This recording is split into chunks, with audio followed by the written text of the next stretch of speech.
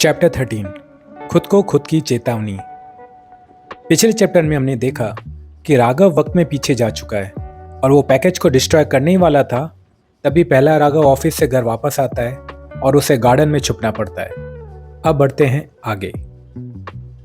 अबे ओए, ध्यान से, कमाल है। पहला राघव डिलीवरी बॉय की तरफ देखते हुए चिल्लाया और घर का गेट खोलने लगा। दूसरे राघव ने देखा कि पहला राघव पोर्च के अंदर दाखिल हो रहा है, ठीक वैसे ही जैसे कल वो घर के अंदर दाखिल हुआ था।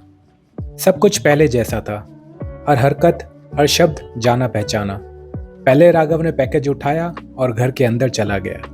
राघव 2 को अब चिंता सताने लगी। अगर राघव 1 ने पैकेज खोल के बल्ब ऑन कर दिया तो वही सब कुछ फिर से शुरू हो जाएगा। उसे कुछ करना ही होगा। कुछ देर सोचने के बाद उसने जेब से फ़ोन निकाला और खुद को डायल किया, ठीक वैसे ही जैसे कल किसी अजनबी ने उसे फ़ोन किया था। उसे पता था कि यह कॉल कितनी अजीब लगने वाली है। आखिर वो कल इसी कॉल को सुन के पागल हो चुका था, गालियाँ बक रहा था, यकीन ही नहीं कर पाया था। अब वो वही भूमिका दूसरी तरफ से निभाने वाला था और जानता था कि राघव 1 भी बिल्कुल वैसे ही रिएक्ट करेगा जैसे उसने कल किया था।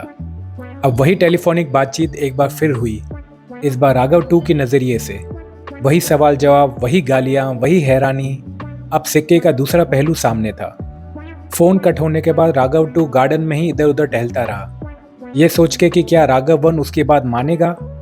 लेकिन तभी हॉल से रंग बिरंगी रोशनी आती दिखी।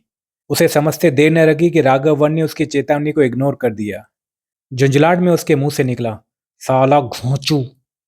और यहीं पे चैप्टर 13 समाप्त होता है। सबसे मुश्किल काम क्या होता है? किसी और को समझाना या खुद को समझाना? राघव तो खुद को समझाने में फेल हो गया। अब आगे क्या होगा जानेंगे अगले एपिसोड में, कल रात 9 बजे। मेरा नाम है इंदर रामचंदानी और आप सुन रहे थे 640 की काल यात्रा।